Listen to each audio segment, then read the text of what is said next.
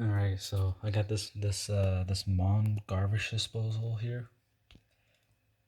This here replaced an incinerator we had for quite a few years until it finally broke down on us.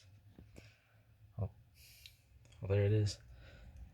I don't want to take out the cap in it because, you know, I don't know how to put it back in. So, yeah, I'm just going to keep it in. But yeah, there's some food scraps in there already, some noodles and stuff. Here's the garbage disposal itself. It's much bigger than I thought it was. Really, this thing's half the size of a commercial garbage disposal. So yeah, I'm going to run this real fast.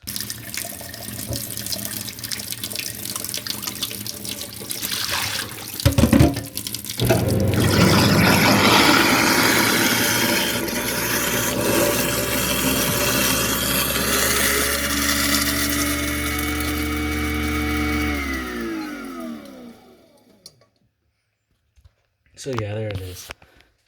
Oh, and here's the cap for it, which I got some explaining to do. For some reason, I don't know why, we kept the incinerator ring inside of it along with the actual thing.